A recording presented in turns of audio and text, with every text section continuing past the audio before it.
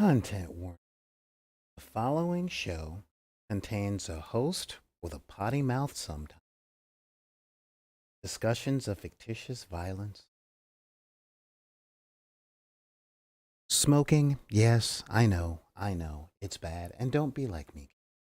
And of course, deep conversations about life, the universe, and everything, and not just the story from Douglas. Thank you.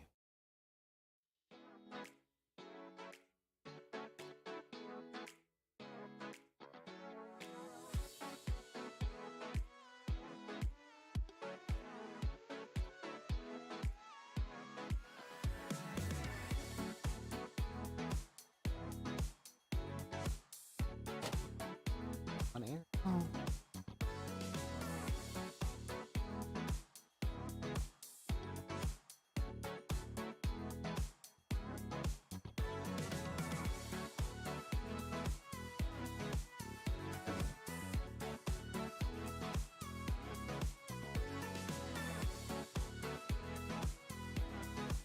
Oh. Mhm. Oh.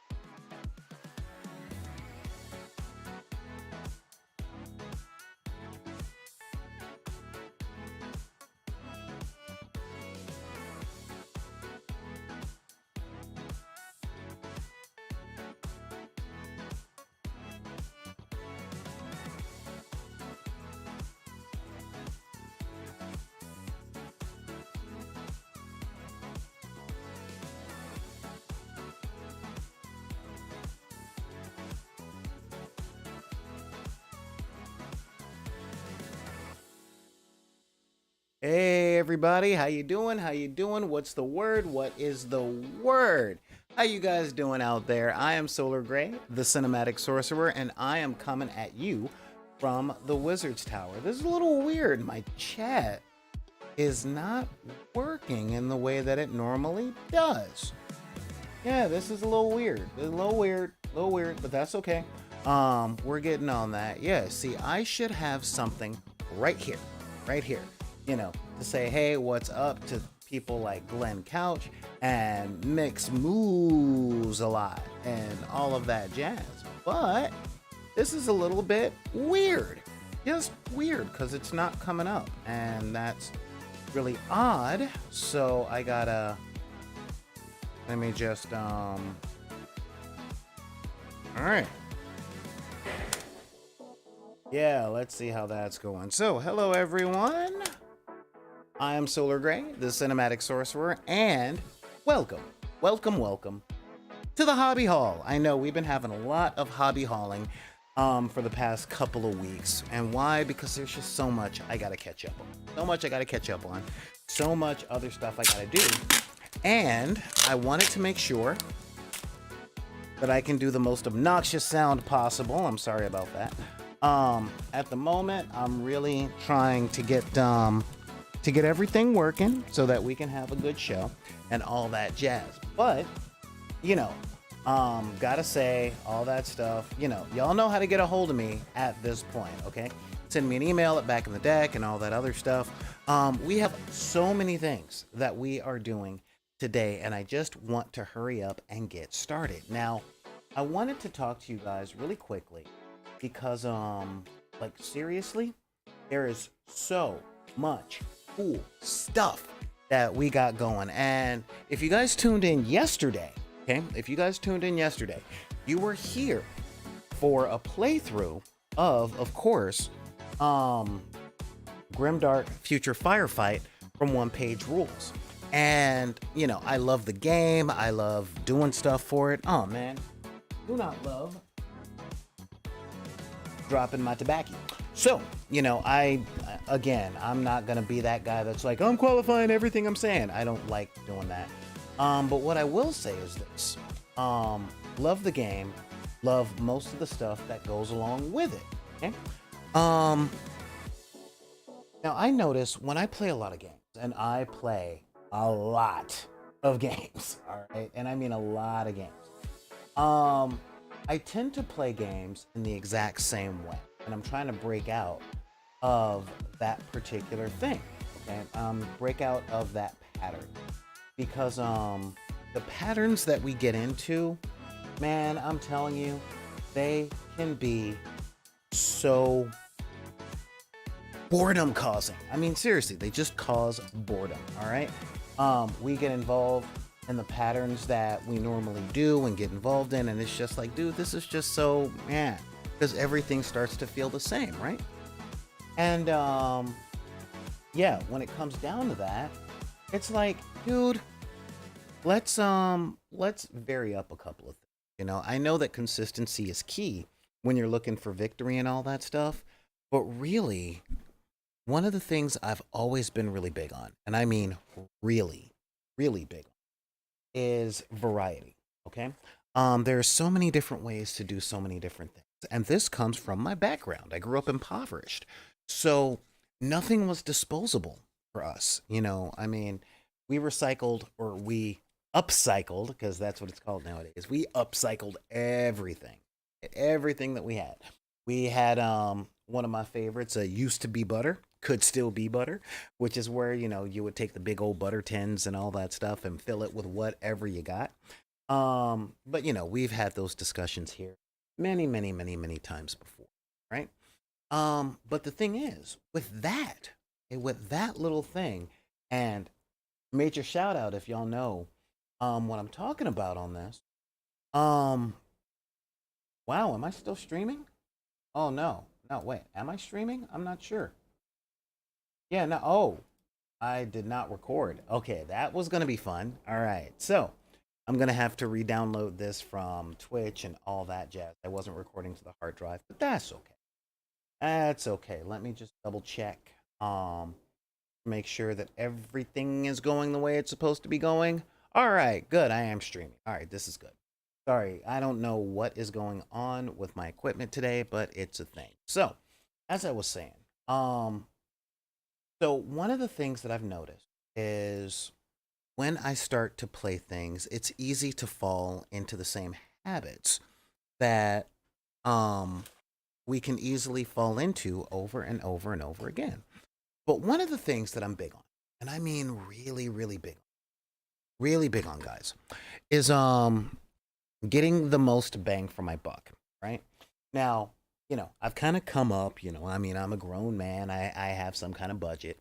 And one of the things I've noticed is that with all the games and toys and stuff that I wanted as a kid, right?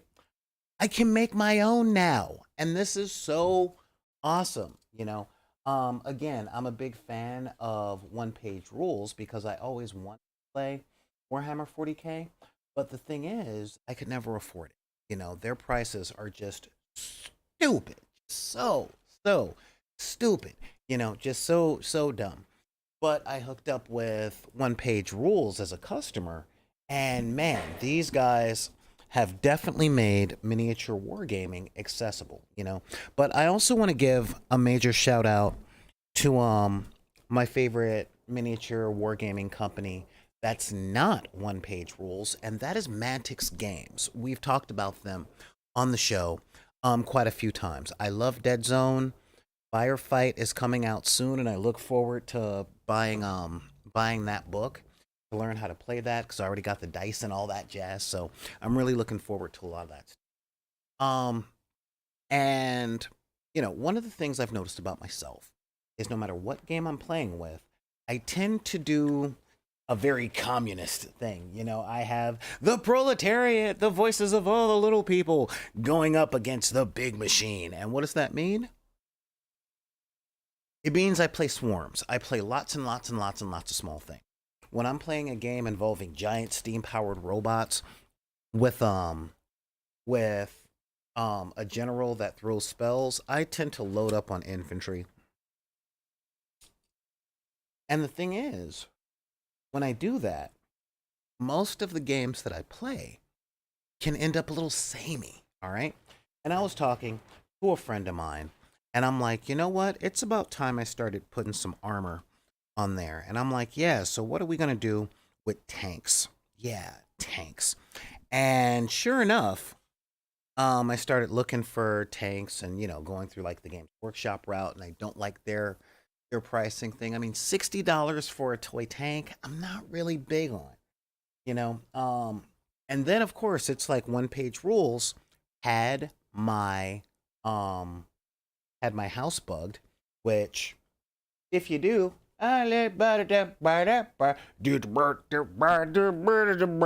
right, so yeah, there we go. They have something to look at, and they're like, "Oh God, he's doing the thing again." So they released tanks for the faction that I really, really like. All right, and these tanks look amazing. All right, and I'm not saying that because it's kind of my job as a person that's online to like talk good about stuff. And let's be real, all right, this is the internet. Y'all never let people talk good about stuff. But yeah, so we are, I mean, look at these things.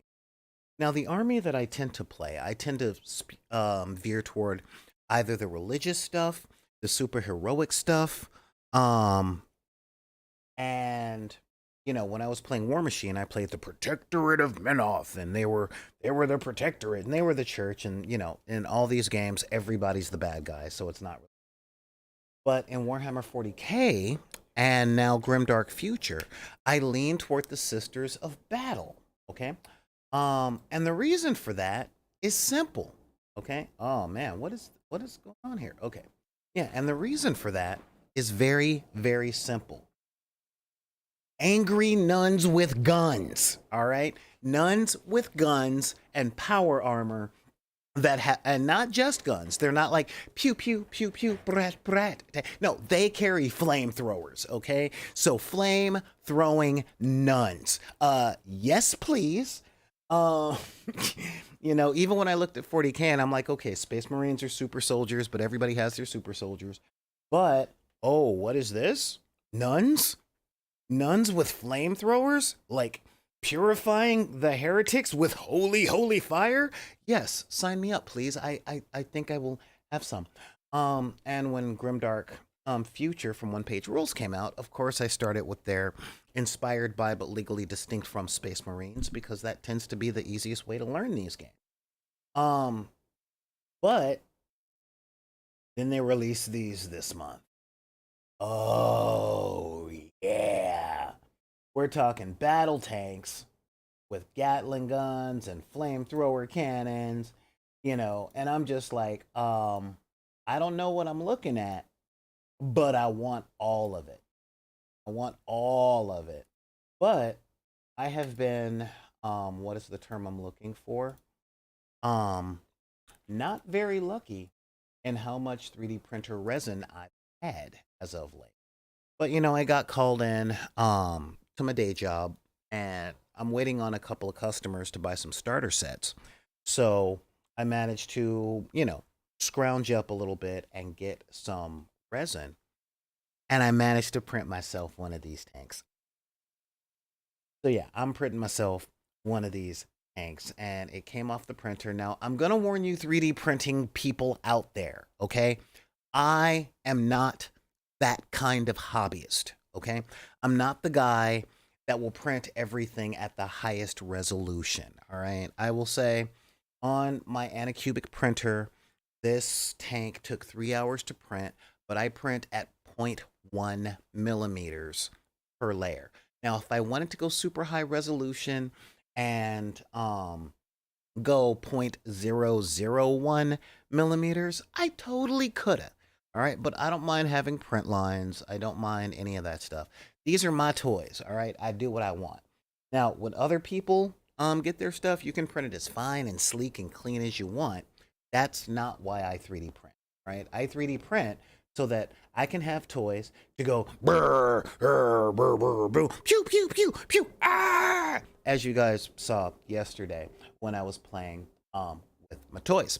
So, with that being said, let's head over. Yeah, let's head over into the hobby hall so that I can check out what it is that we're doing today and I can show you guys some of this stuff. So, yes, we are here in the hobby hall and this is awesome. Look at all this thing. That's right. That's right. And to let you guys know that this is not pre-recorded, um I dare you guys. Oh, wait. Hang on. I got to pull up the chat thing again. I dare you guys to put up a number between 1 and 5, and then I will be able to show that many fingers on screen. And, you guys will know that this is live if you are concerned about that. But yeah, look at this thing, dude. This thing is so cool. I'm just like, yeah, I know. I sound like a little kid. But yeah, I mean, we got the little masthead right here, which is kind of cool and awesome. Let me see if I can get this in the right place without messing up the focus. Of course, we got our little guns, and yeah, I mean, this is just looking cool. Now, I've already primed this, and I primed this in gray. All right, and one of the reasons that I primed this in gray, was because we're kind of doing a not quite grisé or not quite slap chop method. Yeah, right? It is so sick. So sick. So we're gonna do a not quite slap chop method on this. All right. And if you guys are new to the wargaming hobby and stuff like that, slap chop is just essentially um priming in a light color or priming in black and then dry brushing in white, blah blah blah, to do all of the shading. It's undercoating. All right. But that is not what we are doing today. Again, I don't really like um I am not a fan whatsoever of painting white over black. Now, the color palette that I've chosen for this is going to be fun. We're going to go a very Mighty Ducks way. So the first paint that I got here is a gray, a black and gray wash that I mixed in with some speed paint medium. All right.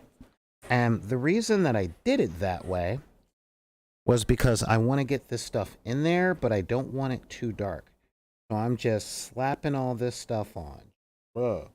All right. Especially in a lot of the places. Seriously, I sorta shoulda dipped this whole thing in like floor varnish or something, you know, because yeah, there's a lot here, and I have a lot of it mixed up. Okay, and we're just gonna go over all that stuff. Let this stuff seep into the cracks, okay? Because seeping into the cracks, getting those shadows in, really, really important. I think what I'm gonna do here is I kind of like the color. I kind of like this, but I'm gonna add some chestnut ink to this. All right, it's gonna add a little bit of chestnut ink and a little bit of water. Okay, because I want this to be a bit darker so that it goes into those places and really, really sinks in. Now I'm trying a new oh yeah, that's a lot better. Look at that. Yeah. That's what I'm talking about. So this is giving us this is giving us some really good stuff. Now like I said, the colors I've chosen for this thing are gold and blue, right? Specifically blue metallic. So we're gonna have the white, gold, and blue, but we got candles and stuff, and that's gonna be fun and dandy. Yeah, look at how that gets in there, sinks into those cracks, and just goes, yeah, bruh, I got you. I totally got you. You know, yeah, look at that. That is, oh, I'm so happy there. That is so nice, so nice, so nice, so happy. Yeah. So yeah, we're just getting in there. Like I said, if you know, if I were the man I was a while ago, I literally just would have dunked all this in. Just dunked all of this into um a can of like dip from Army Painter, because No, I'm not a simp for Army Painter. They're just they're a company that literally follows my gaming philosophy, which is some people paint for art and some people paint to get their toys on the board. So, you know, there are the people that are like, hey, let's do this for an award. And then there are some people that are like, hey, get your stuff on the board. And that is all me whatsoever. Uh-oh. Looks like. All right, guys, I'll be right back. Hang on. I'm going to reload this player because over here, according to my stuff, I might have stopped broadcasting again. Nope, nope, nope. I'm still here. Okay. Yeah, my computer's been a little wonky lately. So yeah, and yeah, that's look there's a little skull. I'm gonna have to look up that little skull. And essentially what we're doing here is we're gonna take all of this brownish wash and go over everything that's getting some gold.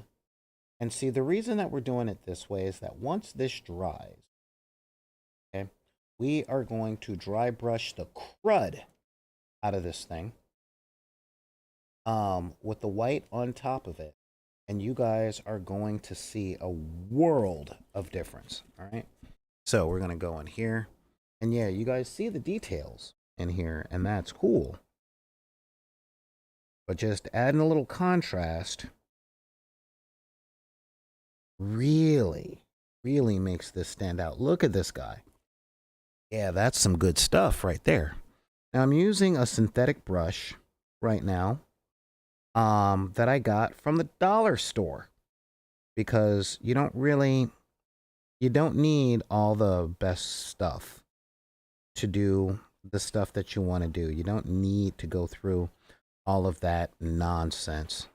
You know, people are like, hey, I'm gonna get the #1 fox hair gloves and all that other stuff. It's like, dude, try painting with something first.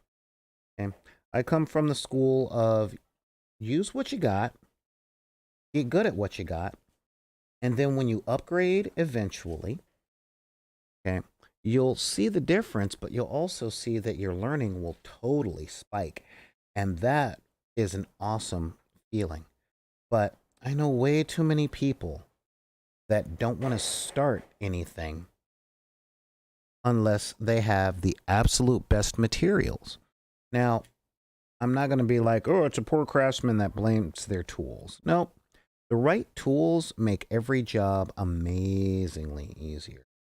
Okay, and that kind of brings us into what I want to talk with you guys about today, and that is standards. All right.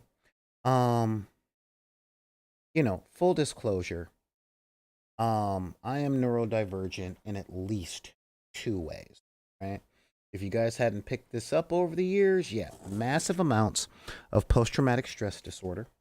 But I'm also attention deficit, right? I have ADD. I have adult ADD. I've had ADD since I was 5. Just back in my day, they called it hyperactivity and short attention span. And I'm not on medication for any of this stuff. I've got my reasons, and if you're on medication for this type of thing, hey, guess what? I am not judging you at all, okay? We do what we gotta do to get through our days, our nights, just to get through our lives, all right? But I'm not on medication. But also, I have what's called gifted kid syndrome, all right? So I was, I tested well when I was a kid. I was put in all these special programs and blah, blah, blah, labeled a genius, blah, blah, blah, right? But with that came an interesting set of social conditions, all right? And it really is black and white now in color. It really is a cool sculpt. This company is just killing me. Killing me. These Sisters of Battle look so good. Where was I? Oh, yeah. Where I was at, was a lot of things came easy to me when I was a kid as far as learning goes. Really good at figuring stuff out. However, I'm not, look, if you guys are out there and you're not on the same political side of the aisle that I'm on, just relax for me, okay? Because one of the things that came with it was when I had trouble at stuff, no one cared. Okay. My calls for help, I don't understand this, fell on ears that were like, hey, you just don't care about it. And you would do better with it if you were interested. I see how you look at chemistry. And I'm like, I'm not, it's not easy because I'm interested. All right. I'm interested because it's easier. And no one ever got that when I was growing up. But either way, does this mean I had learning disabilities? Not exactly. Um, so there was a lot of adjustment that I had to do with a lot of things. But that gave way to this idea that a lot of people sit with, especially the people that came up after I did, millennials, Generation Z, just anybody that was born in the 80s, 90s, and early 2000s. Okay. And that is this idea that was superimposed on folks that, I mean, part of it is social training, part of it was a world that failed us, and part of it is TV. Okay. Um, you know, Television not realizing that the montage is a storytelling device and not how life actually goes. So you can't learn and master a brand new skill over the course of 5 cutscenes. um, and so people nowadays tend to be harder on themselves for not learning stuff quickly. And real talk, um, jobs and stuff do not help. You know, I mean, you go to work, and if you need help learning something, you're just fired. They'll just hire somebody that already knows what they're doing so that they can get around to making the money that comes from success, and opposed to cultivating a staff um, that will push them toward better long-term success and be loyal to the company long term. Call me crazy. But anyway, so that's this thing. Um, I am very, very, very big on the idea that if you try something, yeah, that if you try something and it doesn't work the first time or it's difficult the first time, that's what learning feels like. All right. That is a reminder that we don't know everything and we ain't perfect. And the fact is, I love that feeling. Um, as when I was young, I contemplated what it's like to be good at everything. And no, I wasn't good at everything. But there was some stuff that I was good at, and I didn't notice that I was good at it. You know, I really didn't. I didn't realize that there were a lot of things that I was good at when I was a kid. Hell, as an adult, there's a lot of things that I don't think that I'm very good at. Partly from social abuse. Those people that never tell you what you've done well.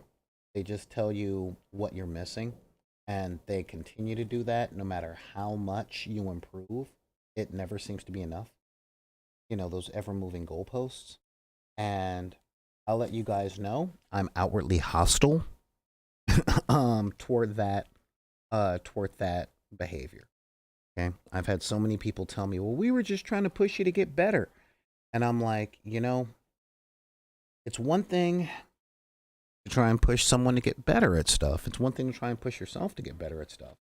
But if you're constantly pushing and you're never acknowledging or appreciating the distance that you've come so far, all you're doing is abusing yourself. You're just kicking the crap out of your own progress, your own enjoyment.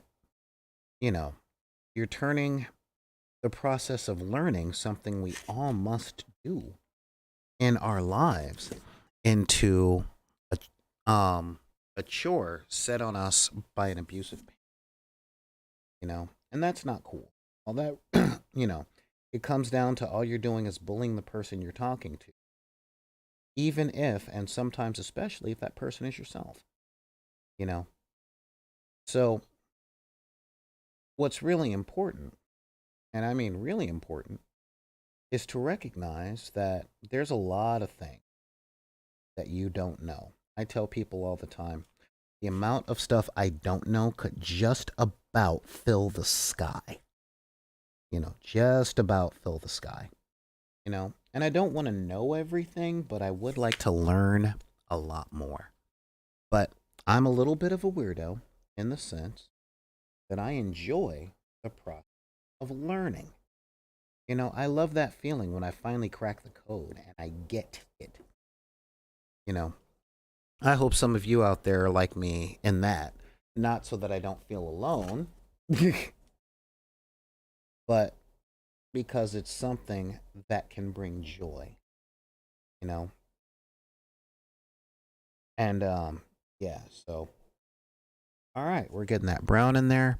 Now as you guys can see, I'm really just slathering this stuff on in places that have a whole lot of folds and creases, you know, letting that stuff really get in down there. And I'm kind of sort of taking my time. Now if you guys look right here, we got a little pilot there. All right, we got a driver. She's a winner. She's a driver. Things are going to change. She can feel it. So anyway, sorry, 90s reference, and I'm not exactly sorry. you know, um, but yeah. So when this stuff comes down to these types of things, we can always take the time to appreciate what we've done. I know a lot of folks. There are a lot of folks in my life that have crap for self-esteem, just crappy self-esteem. And it really makes me sad because I adore people. I'm not one of those people that try and be edgy and cynical and say, oh, well, people in general suck, but persons and individuals are cool. No, no, no. That's stinking thinking. I am not up for stinking thinking because people in general are great. Sometimes they do stuff. Yeah, sometimes when they gather in groups, they do stuff that's stupid. But the same species that did Charlottesville on my kid's birthday is the same species that traveled to the moon. Got our ups, we got our downs. We can do a lot of stuff. And to my knowledge, other than dolphins, those terrible, terrible creatures, no other species can claim that. You know? So I'm kind of with that. Again, I love people. I really do. And I look to like things. But when you come from a culture, and y'all know who you are, where your worth is determined by your ability to subjugate. You're not good on your own. You have to be better than someone else or better than everyone else around. If that's where you come from, and that's the culture you're in, leave. Get out. Get out while you still can. Because quite honestly, when you look back on it, I've talked to hundreds of people.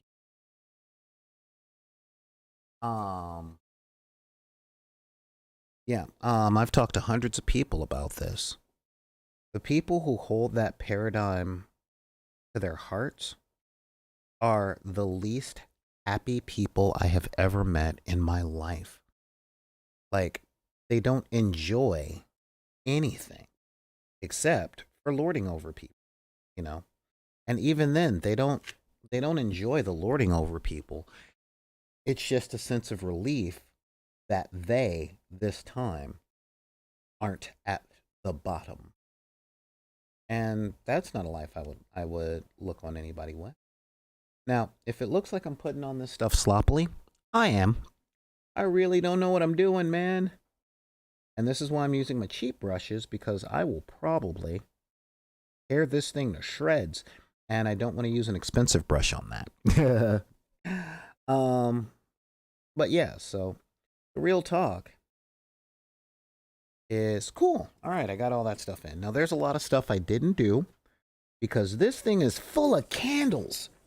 So many candles. You know, candles and candelabras. And that is awesome. So many candles, so many candelabras. And as you guys can see, there's a lot there. I've got a lot of my my other stuff in, so that's going to be cool. And now we're going to move on to a different color, okay? A completely different color. I want to do my metallics, okay? Because those are quick, those are easy, those are very gratifying. So we're going to move on to some good old lead belcher. Not that I would ever pay for this on my own, but I just seem to have it. It's in my paint collection, and I'm like, well, since it's here, I will use it. All right. So yeah, we're going to use some lead belcher, you know, really get that stuff in there. All right. And yeah, again, I finally got myself some speed paint medium, so I thin most of my paints with that because it is awesome. Really awesome. Okay. And now we're gonna take the paint and we are going to go on in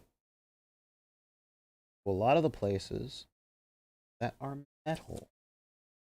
Okay. Tank treads. Like, I don't care what design you got. Tank treads tend to be dark colors. Now, I love the design on this because it means I don't have to do a whole lot since it's got a great big banner. It's got a great big banner. Big old Bruce banner. Okay. That is super cool because that means I don't have to spend a whole lot of time and stuff. If you're wondering why I'm doing this, I'm letting the other stuff we do dry. Okay. And just going to get in there, paint these tank treads, and think about other places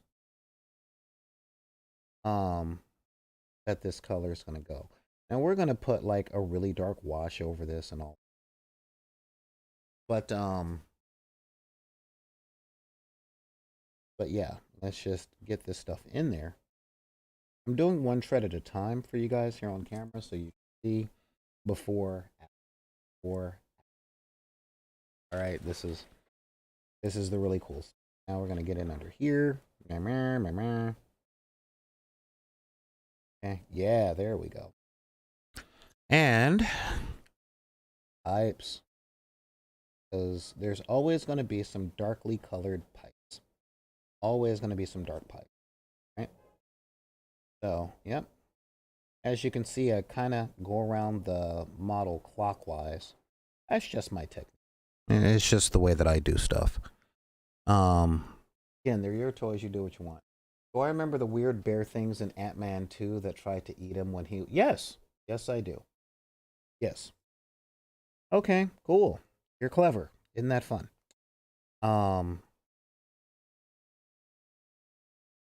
So yeah.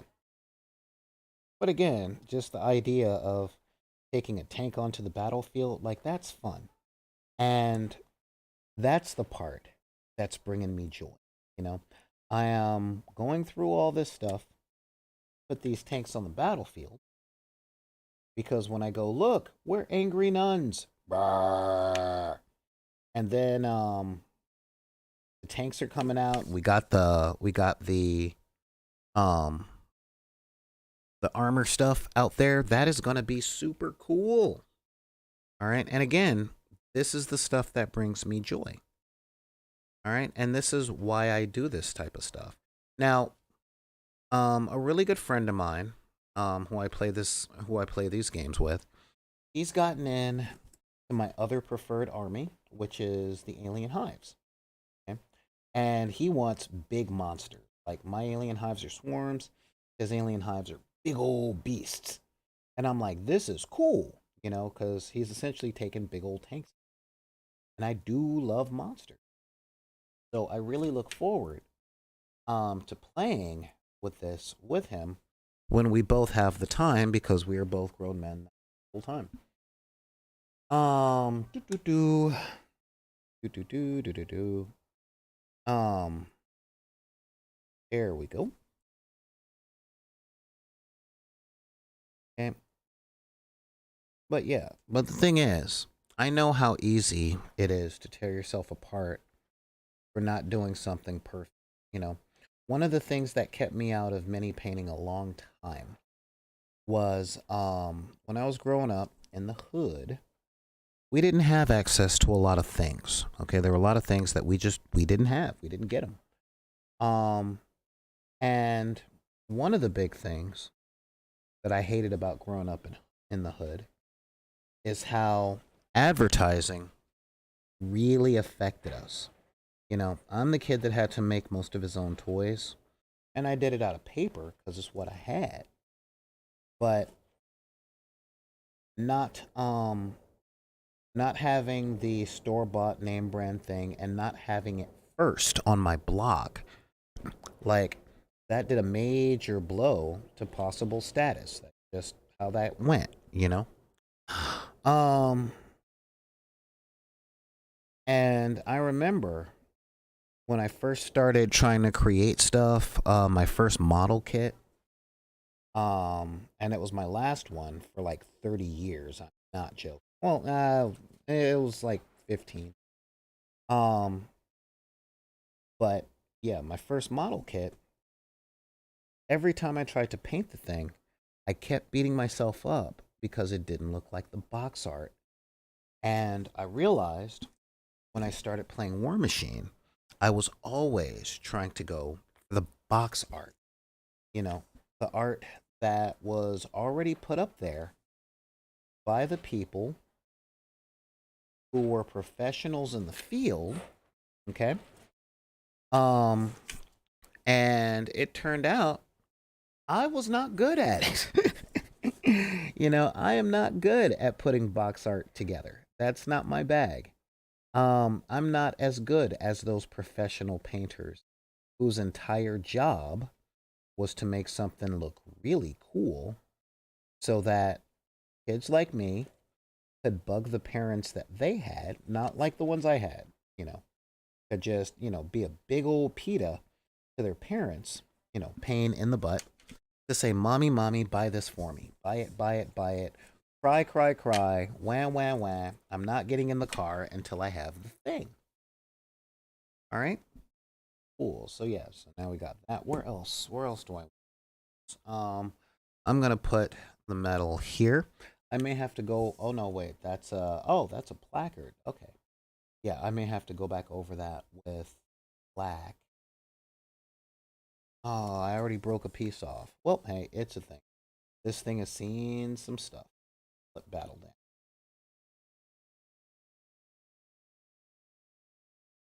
Yeah, I'll probably have to go over this in black if I want it the kind of gold that I want. So, now that we got that going, all right, let's wash off our brush. And now, what we are going to do on this is it's time. It is most definitely time to head back to the Wizard's Tower. Hey, guys. I'm trying to get this color thing straight. I'm feeling really saturated. Um, but yeah, you know, oh no, I did buy other model kits, but I never used them as model kits. There was a time, I think it was 1998. No, it was 2000. It was 2000 that I found Gundam models for like $5 at Target. And I would buy a Gundam model and I put it together, but I would play with it like an action figure. I literally would just snap it together and be like, you know. Um, yeah, what's really good about this stuff is you can take it back and take a look at it, what you're missing and stuff. The next thing we're going to do on this is we're going to dry brush the crud out of this thing. And we're going to dry brush it in white. I was looking for my black paint around here. Because, yeah, my black would be good. But I don't brought it out with. Yeah, I'm the master of preparation. And that's a cool thing. Um, But yeah, I'm going to take this. We're going to dry brush the crud out of this thing with a mixture. That's right. I'm going straight up mixture of surface primer and opaque white. All right. Because I really want this stuff sticking. To bring out highlights. Okay. Now, yeah, that's what we're gonna do. But yeah. So seriously speaking, guys, you know, it really does. It really hurts my soul when I see folks themselves up over over the idea that they don't perfect something the first time. I know when I was a lot younger and I was teaching martial arts, I actually had a student burst into tears because she couldn't get what we were doing in class in like the first 10 minutes of it. And I'm like, darling, this is your first day. You know, your very first day. What makes you think you should be able to master this in a day? It took hundreds of years. Hundreds of years. All right? To create it. Okay? It took hundreds of years for incredibly intelligent people to create it, practice it, and refine it. And you expect yourself to absorb what took them hundreds of years. Yeah, you see what I got here, guys? See? Now, I started doing this dry because this is the shade of white that I wanted. I wanted a little bit of beige, and since Dana Howell has no idea who I am, and I don't have access to that much pale sand, I'm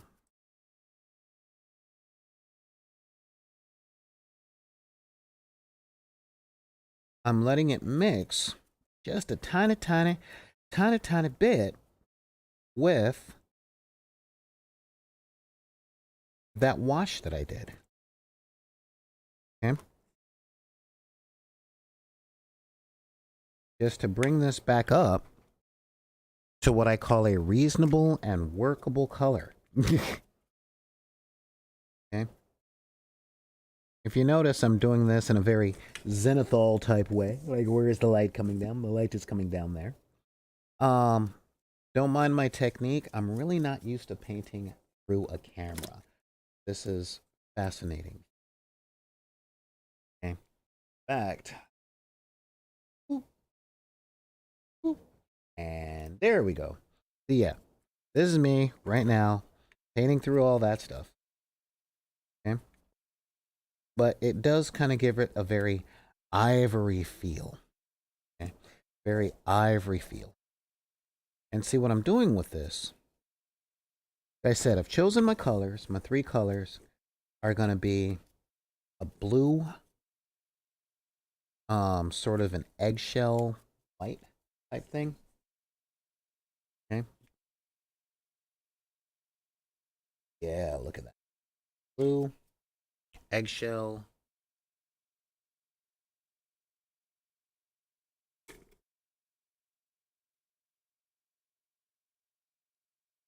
and gold. Okay. Yeah, it's very Mighty Ducks, I know. Okay. But I like that antique look. And it reminded me of the first time that I actually went off book with a paint job, which was my Protectorate of Menoth army from the days that I played War Machine. Because their colors were eggshell, gold, and crimson. Crimson wine color. The color of my turtleneck. And I'm like, well, that's cool, but it's not my favorite color. You know? There we are. Now, there's a whole bunch you can do with this model that I'm not doing. Specifically, light sourcing, because there are a lot of candles on here. like a lot of candles. But, oh yeah, that's good. See, now it's dulled down to a more ivoryish tone, which I very much. Yeah. Oh, what was that about He-Man? Yeah, I used to saw blade as a place for my He-Man to drive. Yeah, you know? But yeah, so going off book, doing all that stuff, that is perfectly fine, yo. As I say all the time on this channel, these are my toys. I do what I want. I do what I want, you know? Because I play with these things. All right? Cool. So much detail is coming across this. So much detail. And this is going to be a thing. So much of a thing. All right. So, now that we got all that going, let us delve in some of our darker colors, okay? So, we're going to start with our blue, all right? So, taking honestly, I'm using Army Painter Speed Paints for all this because I love this stuff, but you don't have to if you don't have it. Use what you got, all right? Like seriously, use what you got. So, for this guy, we're going to go in here and we're going to do this trim in that color blue. See what we got there? Yeah. All right, we want this kind of trim in blue. I'm using a number 1 brush. There. See what we got? Yeah, look at that. Look at that. Oh. Now this stuff is really starting to pop. Okay. Because what we want on this is we really want contrast. We want different shades and values and colors to really stand out and say, hey, I'm here. You know, that is that, but I'm here. Let's not run us together. Not every bit of a model is a monolith. Okay? Now, you see how I'm barely staying in the lines? I can come back with my primer and stuff, and I can fix that later. But yeah, look at that. All right. This will probably take a couple of coats, and I can live with that. A couple of coats ain't terrible. Again, I'm not a great painter. In truth, I'm not entirely sure that I want it. I could be. All these techniques, guys, that I teach you, that's how great painters learn to become great. That's the technique. That's the efficiency. But biggest thing that separates good from the great is the willingness to practice and the willingness to be wrong. You know, the willingness to get it wrong. You know, one of my favorite bands and one of their most famous songs has a line, "You've got to lose to know how to win." And I believe that. I believe that very hardcore. In the video game industry, they always tell their programmers, fail faster. You know, get the mistakes out of the way. Because if you're trying to do everything perfectly, that's admirable. But if you're so caught up on perfection that you're blind to your mistakes, then all you're going to do is spend more time. Versus doing the best you can, recognizing that you're going to make mistakes. It's not going to be perfect. And then you learn. Because every time you fail, you know, failure, that's the real deal, man. That's the real deal. That is where you actually learn. Okay, especially if you're like me and you're an experiential learner, okay? You can sit up and listen to lectures and watch videos and all that crap all day. But when it comes to doing stuff, there's a little something called muscle memory that you have to develop. And the only way to do that is to do it. You know, there's 2,000-3,000 songs I intellectually know how to play on the bass guitar, but my hands are not fast enough or supple enough to do a lot of them. Some of them anymore. And some of them I just broke it. And some of them I never got there. Like, there are some songs I've been working on literally since 1997. I am not joking. You know, and I'm just now getting some of the principles. Just the principles. But I haven't actually gotten the actual playing part to a T. You know. Alright, now where am I putting the blue on?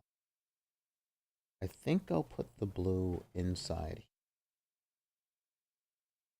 Yeah.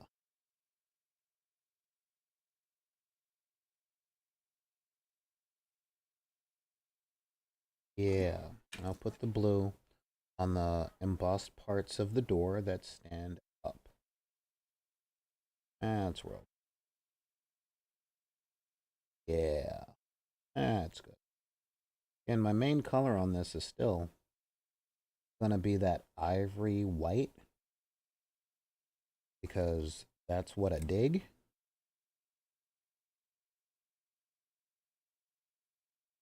I like the idea that in a dark, futuristic setting, there's a team that wears white. Like, hey, look, we are untouchable. We are pure. You cannot phase our awesomeness. I really like that. Oh. Well, messed that one up. I have to go in and fix that. Which is okay. I still have a bunch. I mean, a bunch. That white. See what we got there, guys? Boom. And all that. Oh, there. Gonna have to do a couple of alterations to this paint station. There we go. But yeah. Hey, Call of Cthulhu. Red, orange, and yellow. Any tips for paint composition to make a brightly colored flamethrower mech look battle worn? Yes, actually. And thank you for the question. Like, I very rarely get asked things. Yeah. One of the tips, I'm just gonna take this off. Oh, it broke, and that's fine. Yeah. Battle worn is real simple. A small sponge and stippling is a really good thing to do. If you've got your super orange thing, you just go over the orange stuff, and you grab your silver, like a lead belcher, a gunmetal, sometimes even something as bright as mithril. And you take a tiny piece of sponge, and you just boop, boop, boop in various places. That makes the metal look scratched, okay? And of course, there's always a dirty brown wash, because I don't care what you do, as soon as you take something outside, it's gonna get dirty and brown. Dirty brown. Dirty brown. Yeah, chipped paint is a really good one. Dirty brown. That's a really good one. Also, streaks. If you do a couple of dry brushed streaks of those bright colors, like the red and the yellow on top, that gives another dimension to your chipped paint, you know, because it is essentially adding some scuff marks. All right. Chips are good, scuffs are good, and all those things make it look battle worn. You know, um, those are some of the things that I tend to do on my machines when I want to make them look worn. You know, chip the paint, scuff it up. Just think about your car. Okay, just really think about a car. Okay, think about your friend's car. No, man, don't eat inside my car. It's my new car, and I want to keep this thing looking great forever. And it's like, dude, then don't drive it. You know, when they drive it, they're gonna go through. Oh, I remember one of the first times a friend of mine got his car scuffed. He was on the freeway or the expressway if you're on the East Coast, and he was behind a truck that had a hopper on it, and that hopper was just spitting sand, and he couldn't change lanes because it was a it was a 2 lane road because of construction, you know, and this is Southern California, so no one drives below 70, and he was just stuck behind this hopper who was spitting out rocks like pebbles, pebbles and sand for about 2.5 miles, you know. And I did everything I could not to drive or not to laugh while he was driving because the whole time he's like, "Oh man, blah blah blah, I paid this new car," and I'm like, "Yeah, well, you could sue the company. I mean, that's the best you can do, but I don't think a lawyer would take the case because you're stuck behind an open-ended truck on a freeway. This is just life. This is just regular driving condition." And he had a couple of scuffs and scratches and stuff like that, and he was mad. And I'm like, yeah, I kind of get it, kind of. Not gonna lie, guys, my motorcycle looks really cool, but I also paint it with rattle can, you know. So if I get a scratch, I just pull out the rattle can and and I'm done, you know. Um, but I've always been more practical than aesthetic, as you guys can tell from my painting technique. Uh, but yeah. So the point that I want to get to with today's show, guys, is one, this game is awesome and these models are cool. But more to the point, um, there's a lot of people that think if they don't master something the very first time they try it, it sucks. They suck. They should just quit. And I'm here to tell you guys for real, that is not a healthy mindset to have because you're not going to master anything important the first time you try. I promise you. Um I want all you people in your 20s and early 30s to think back when you learn how to parallel park in a car. You know, probably hit the curve 4, 5, 6 times, you know, but eventually you got better at it. That's what learning is. It's being bad and getting better, right? And you don't have to take my word for it. One of the major proponents of this truth is Dave Grohl from the Foo Fighters. You know, he's very big at if you want to be a working musician, be in a band, play those gigs, and suck at them. And I'm like, no, yeah, I see exactly where you're coming from. You know, play the bad notes, get booed off stage, bomb. Every single comedian bombs at one point in their career. Actually, every comedian bombs a lot. You know, I don't care who you like as a comedian. Bo Burnham, Kevin Hart. I'm a big fan of Bill Burr. But every stand-up comedian goes to little no-name clubs in whatever town they're in to test their material. And that's them telling the jokes that they just wrote to see what works and what doesn't. And the jokes that don't work, guess what? They're failures. And then they take those jokes. Oh yeah, Wanda Sykes is hilarious. I really hope she gets the gig as the new host of the Daily Show. Um, you know, and they take a look at why that joke didn't work. They examine the whole thing, and they either rewrite it, or they tell it to a different crowd, or they rework it, or they drop it. I know it's really tempting to go straight to the give up and stick to what's easy, what's comfortable. But this is time for me to be an old man at this, right? Right, guys? If you are younger, 50 years old, then the stuff that you are comfortable with is less than 1/10 of 1% of the things that are out in the world. And I know it gets scary, possibly failing, potentially not being the best, all that jazz.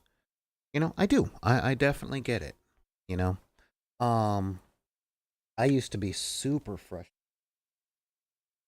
when I didn't learn something quickly, easily. Especially because I was in an environment that was gaslighting me all the time by holding me to a higher standard than anyone else around. Like I wasn't allowed a learning curve. It was if I don't perfect something I'd never seen before the first time, then I was just meant for mock and ridicule or exile. And what I learned was that the people that did that came in two flavors: absolute terrible people, or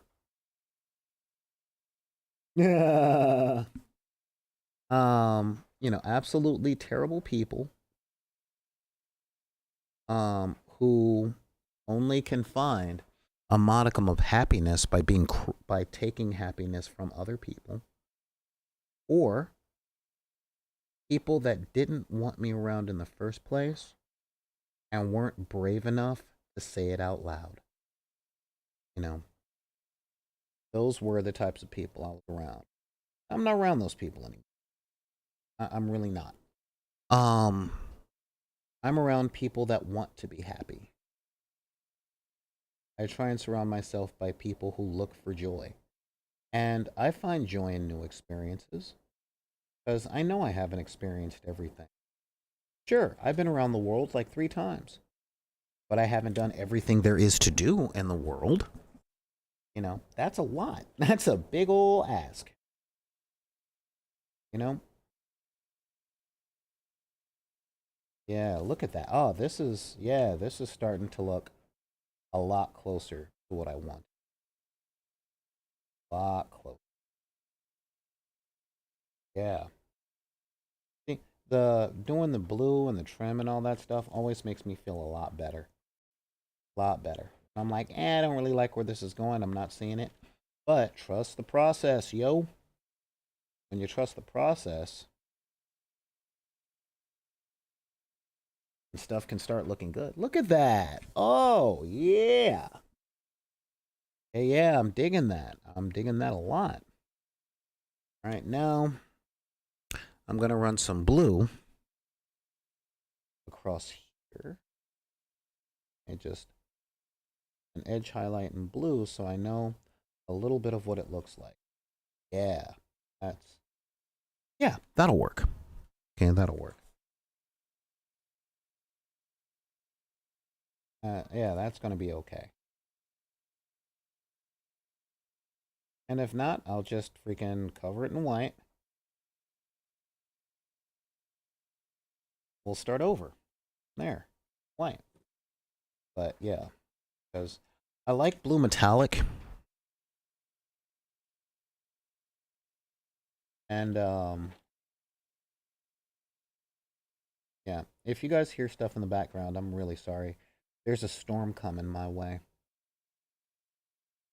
And I get a feeling it's really going to be bad. So I'm going to have to throw tarps and stuff on top of things tonight and tomorrow. But yeah, you know, so seriously, guys, inside everybody is someone that has the ability to have good skills. I'm talking that good stuff, all right? Them good skills, that putting in that work, you know? And this is something I've learned from everything I've done, from learning languages, painting minis, broadcasting, writing, music, you know, all of these things require practice. And practice is a matter of failing repeatedly at something until you find your way. That's really what it is, you know? Oh, that works. I'm gonna here. There we go. Now, I got no problem playing with toys that have just been blocked in. That's good. Um, yeah, I'm putting the decorative colors where they need to be. Okay. I like the idea of a lot of blue. Now there is in Warhammer 40K, there's a faction of Battle Sisters whose colors are black and crimson. Somebody help me out. Oh, well, thank you. Let's see. Rand Pat. Hey, what's going on? What's going on, 13? It's good to see you. Yeah, yeah, help me out in the chat if you know the order. I think it's like our Sacred Martyred Lady or something like that. I'm not quite sure. But yeah. Um and so my whole thing when it came to the inspiration for this was their colors are black and red. Let me just do a reverse. Do a reverse. I want to do everywhere that I would see them do black, I would do white. Everywhere I would think that they would put red, I would put blue. Yeah. Yeah. Oh, so to answer your question, 13, this tank is from One Page Rules. This is one of my favorite, yeah, there we go. So yeah, we're doing these. Oh, look at that. My. Yeah, we're doing these guys from One Page Rules, Rules. Um, and this is essentially these guys I consider the kings of Poorhammer. Um, this is the Infernal engine from their Sisters of Batter analog. Yes, in my mini factory. Uh-huh. You can order this tank for a decent amount. I think it's like 13 or 14. I don't know. I'm in their Patreon. So this came to me for free this month, or more to the point, for prepaid, because I pay $100 a year to be part of their thing. And yeah, for the record, they do not sponsor any of this stuff. Right? I just, again, I pump up what I love. And I've always been a big fan of proxies, like I said, because I grew up poor. And I'm cool with using the imagination to say this counts as that. One of the reasons I'm not a big fan of WYSIWYG, and why I don't understand people that say you have to do it this way, or it kills my immersion and pulls me out of the game. I'm like, dude, really? Like, you can get pulled out of the game that easily? Like, one little piece of plastic can pull you out of the immersion experience of going pew pew pew pew pew. I never quite understood that. Um, but you know, to each their own. Um, so yeah, so I came up with this scheme to do everything that they would have in red and blue, and everything that they would have in black, I would have white. All right, and yeah, I do very much enjoy tanks. Because tanks are just cool. You know, they're just really cool things. It's really cool. All right, yeah, you see what I got here, guys? You see we've really got some colors coming down, and I'm liking what I'm seeing here. You know, we got the wash ended up giving us a really good ivory color, which I dig a lot, right? So we've got a lot of our blue um for contrast to say, hey, look at all this. This is the good stuff right here. Um and the interesting thing is that this is the one with a rocket cannon and flamethrowers because again, I'm a fan of the Sisters of Battle. And flamethrowers rock. What I'm gonna do here, I'm gonna hit that little spot that I missed there. With the blue.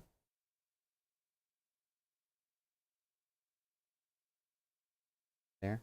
And then I have to ask myself the question, should I do this trim in blue or that trim in gold? Let me know. There's a wrong way. Alcohol based inks on plastic? What? Yeah, we don't speak of alcohol inks. We don't speak of alcohol based inks. No. Yes, alcohol based inks on plastic. Yeah, we don't talk about that because that's expensive and sad. Okay. Um so yeah, we have a lot of that. We've gotten a lot of good contrast in there, which I really dig. I really dig having a lot of contrast. We've got the shape of the tank really well outlined, you know. Like you can tell, dude, this tank is amazing. Oh, look at that. Yeah, look at that. And so the next thing we got to do is our gold. Our gold. Now, our gold is going to be a thing. Gold is really going to be a thing. Okay. Because gold is, well, a lot of folks do gold. I use the gold that I used to do. I used to dry brush my gold. Seriously, I used to dry brush all of my gold like all the time. I used to dry brush my gold, and it took forever. You know. So which gold are we gonna use? Well, we're gonna use this Baltazar gold. Again, somebody gave me a bunch of GW paints. Um, yeah, you could see me using gold foil. Hang on a minute. Ooh, man, yeah, this gold is old. So I'm gonna pop in a little bit of paint medium. Just a little bit of paint medium in here, and shake this stuff up because this needs a good shaking.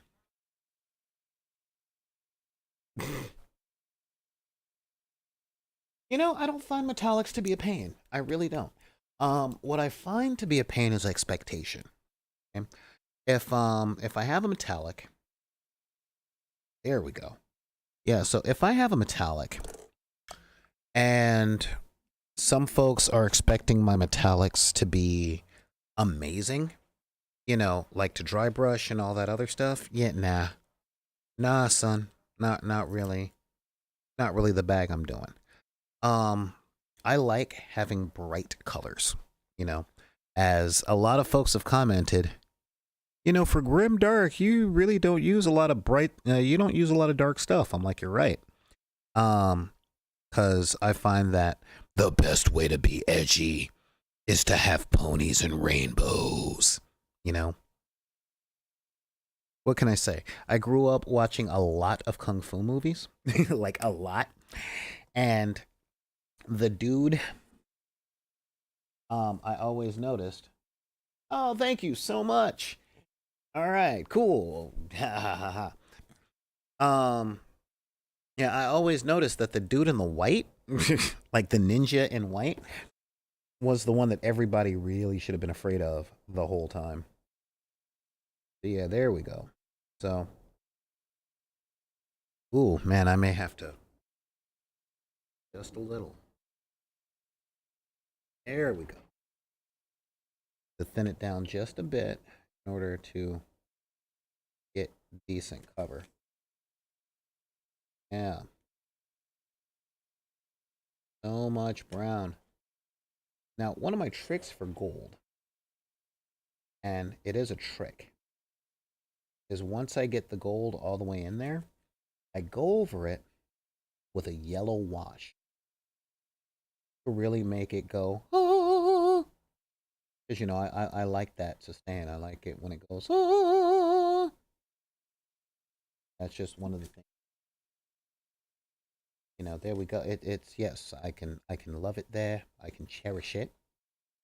Okay. There. And as you guys can see, I'm treating my brushes like crap. But again, I got this from the dollar store. Um, and I have a change jar in my house.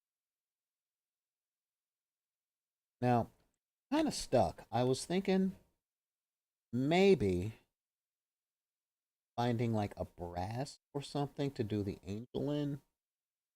Not quite sure. Quite sure about the angel. But we'll see. We'll see how all this stuff looks in time. One of the things I don't mind about metallics is that, yes, they take multiple coats, okay? They take multiple coats to get them right, especially over light colors.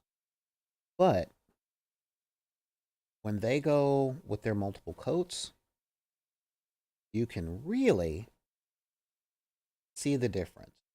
And you get that immediate gratification thing going. And that's always good. Now, some folks have been using something that I like, but I would never use for myself because I travel too much. And that is um gun effects. Like putting little explosions on the end going, you know. I like the idea.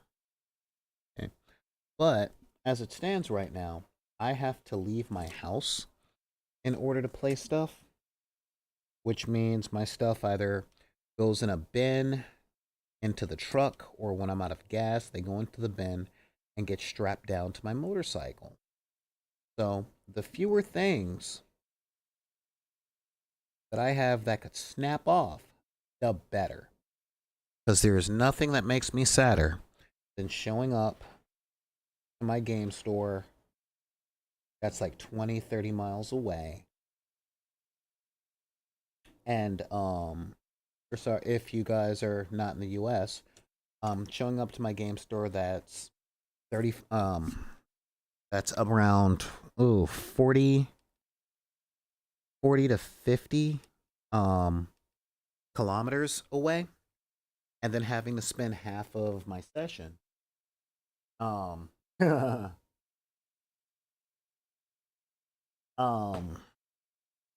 well, you know what? 13, that's no problem. They're doing stuff. Um, yeah, they do stuff for their game Age of Fantasy, which is very much an Age of Sigmar Warhammer Old World thing. Um, you guys saw me do my Lizard Men, you know, which are inspired by but legally distinct from Sephiroth or Sephiron. And I'm teaching my younger brother and his kids Age of Fantasy because he's all about knights and chivalry, and I'm like, all right, cool. Um, I was adopted into his family, so I can look at him and say, look, dude, I'm black. I'm not really one from medieval England. Um, and then he can tell me to put that back in the deck, and I can be like, yay, we're joking, because, you know, we can still have fun with each other. And, yeah, there we go. Um, and yeah, and I know, in this game, as soon as I figure out a paint scheme, I'm gonna start bringing out my Duchess of Vinci, which is a fantasy army that's based on automatons created by Leonardo da Vinci. And I'm like, dude, I'm loving this. Got a little bit of Assassin's Creed in there, a little bit of Carnival in there. Um, And one of their big things that I downloaded, I just haven't painted yet, is a clockwork walking fortress. Awesome. Okay, now we're gonna go in here. And I definitely want this thing. Definitely want that in gold. Okay.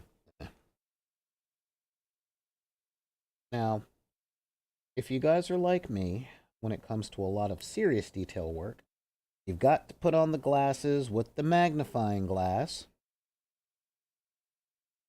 I don't do that on the show, not because I'm afraid of how it'll look,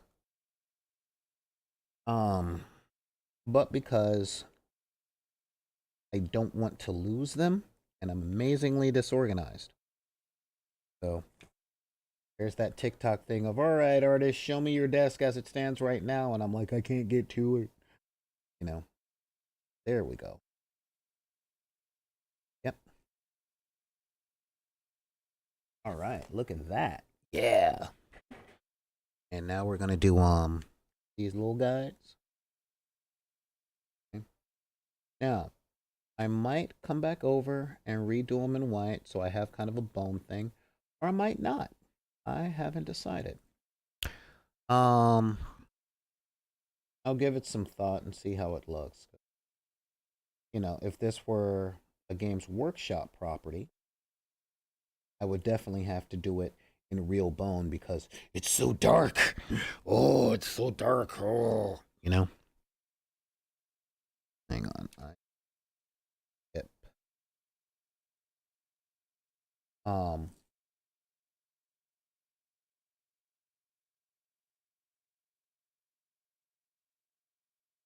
Push and paint around. Here we go. Yeah. So that's what we got on here. So let's take a look at the chat here real quick. Oh, thank you so much, 13. Yeah, Twitch messed up a lot of the formatting. A lot of things changed, and thank you. What 13 did, my good old moderator over here, is put up the donation tab. Again, this is what I'm trying to do for a living, y'all. And I actually have a goal of pulling in about $1,200 a month between the online store sales, Patreon, the donations, and Twitch. Doing what I can to bump up my internet popularity with the TikToks and all that stuff. So yeah, this is where I need your guys' help, you know. Sharing is caring, y'all. Sharing is really caring. Um, Twitch followers are great. Twitch followers keep me alive. Um, YouTube followers keep me alive. Instagram followers. Because here's the thing. Y'all know how this whole internet nonsense works. They only care if you're popular. And popularity starts at like 10,000, 12,000 followers and subscriptions. That's when I can start reaching out to sponsors. Um, that's when I'll have more credibility for partnerships because there's a lot of really cool creators out there. Like I reached out to the company that I buy my resin from. It's a company called the Ministry of Resin. They're based out in Las Vegas, Nevada. And for miniatures, I have not found a better company. Yeah, their resin is expensive.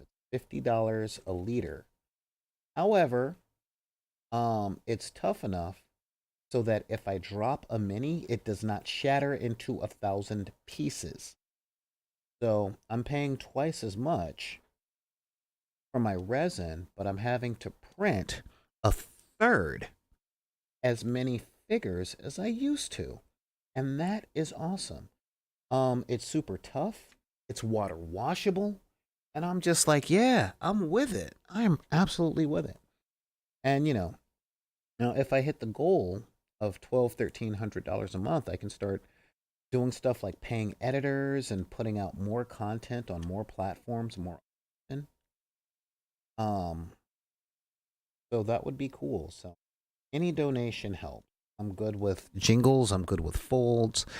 I'm good with you guys bugging your people to subscribe and to follow. You know, one of the big things on TikTok comes up in my feed every day is a dude sitting up going, "Oh man, why ain't you famous yet? Cause you ain't sharing my stuff. That's why." And I'm like, I can't be mad at this post. You know. Um, and as we talked about last week with the major expectations placed on the little guy, um, yeah, it's kind of rough, you know. So, but I'm not here to complain about not having fan followings and all that stuff. Just saying the the more you guys support the little guys on my level, like seriously, the more you guys do that, the better stuff will come out. I can tell you, having worked in marketing and business and stuff like that, um, there is a spiral that happens. Okay. And this is something that a lot of folks are starting to see and they don't like it. Example: why does every Marvel movie look alike? Because people go and see the Marvel movies because they like the Marvel movies. So then you get the formula. And the people who pay for that stuff, the executives, the real gatekeepers, they don't want to give a chance to an Edgar Wright or some sort of auteur filmmaker that wants to do something new and different, you know, because they don't just want to make their money back. Um, there's the money that goes into making the movie, and the amount of money they put into advertising is equal to its budget. So if a movie cost $14 million, then they put $14 million into the advertising, which means if they make $28 million, they have broken even. So they have to make 3 times their budget back, so they don't want to take any work. They don't want to do something work. But with that being the case, there's a lot of those other directors that don't get the shot. And the same is true here on the internet. I'm not Matthew Patrick. I can't give you theories. Or I could, I just don't want to. You know, not Ninjon or any of those guys. Um, so the algorithm says, well, people aren't liking your stuff, or people aren't watching your stuff, so we're not going to recommend that people watch your stuff. And it's like, well, if you don't recommend that people watch my stuff, how are people going to know to watch my stuff? You know, that old catch 22. you know, and so yeah. So seriously speaking, y'all, if you really like what we do, um, donate to help us grow, help me pay some marketing companies, you know, and um, and share this stuff. I'm working on shorter form content. Okay? I just haven't found a format for videos that I like watching. Um, and that's the thing. I want to do stuff that I like, and I know that you guys are like me and that you guys like the same stuff. Um, it's just yeah, kind of difficult. I'm trying to figure out, all right, how do I put this out there in a way that I'll be going for a smoke. Dibs on any ne'er do weller. All right, fair, fair. That is not a bad idea. Okay, it is a really bad idea. 13, but I get where you're coming from. Wow, we've only been here 90 minutes and look at all of the progress that we've made. This is awesome. You know, and like real talk, after I said I had no problem playing with just a blocked in model, and I mean that. I seriously mean that. Um yeah, I'm gonna have to put some black in here. Ooh, yeah, There. Yeah. Yeah. Gold candelabras, gold sensors. I like sensors. Or censures, that's what they're actually called.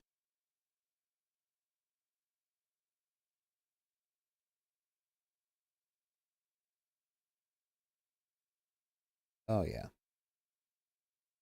That going. Oh boy.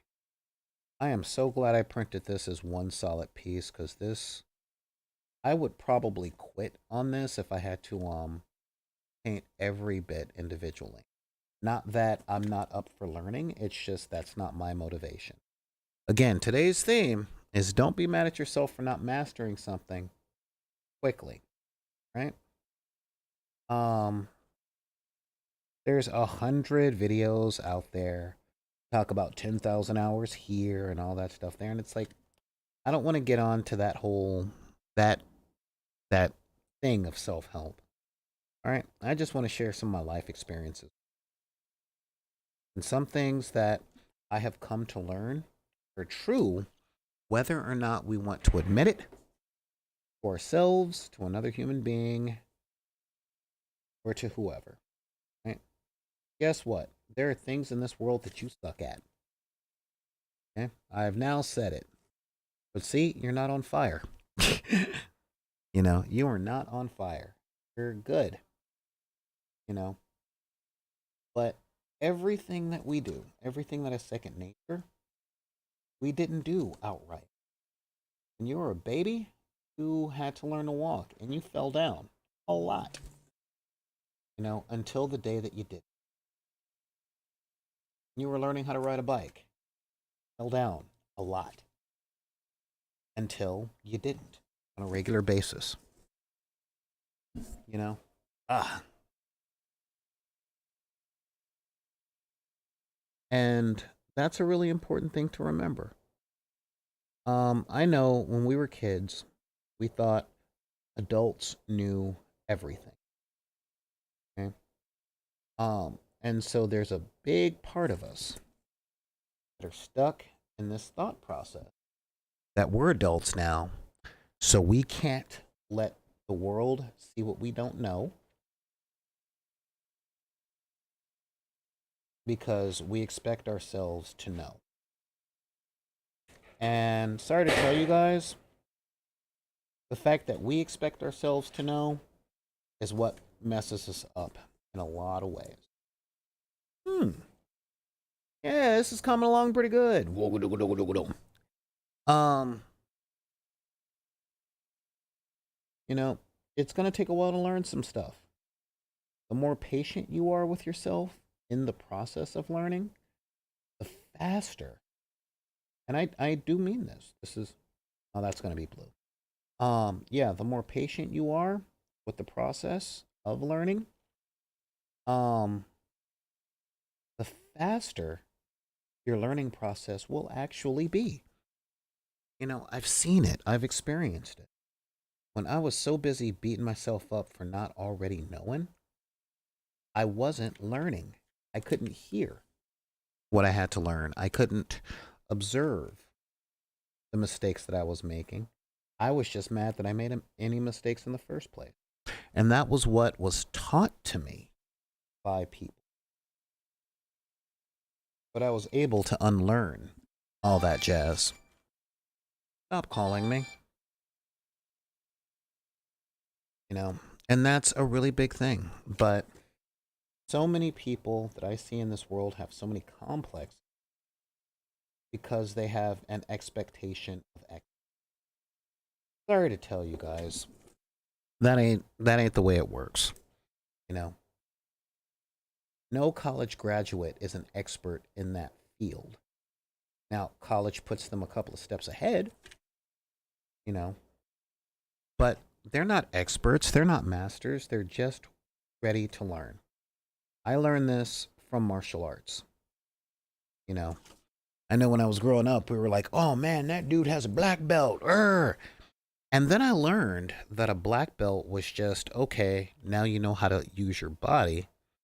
And the difference the difference at that point is that's where you start learning where the martial arts were different from each other. You know, you learn that karate is different from Shotokan, but only after your black belt. You know, you learn that Shotokan is different from um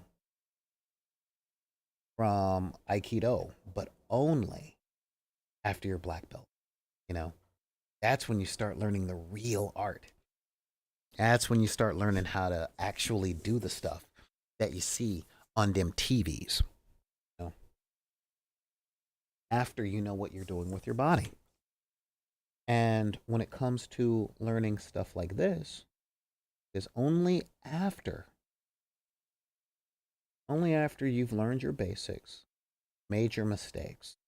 And this is a big thing for me. Okay? You know why I always encourage people to make mistakes while they're doing their best? It's because our mistakes, our lack of mastery on them, but the mistakes that we make, those are the things that show us why the process is what it is. Okay? And I don't mean tells us, I mean shows us flat out. I remember when I was young, I was told all day long, don't spill the baking soda into the vinegar. Don't spill the baking soda into the vinegar. Keep the vinegar and the baking soda apart. Blah, blah, blah.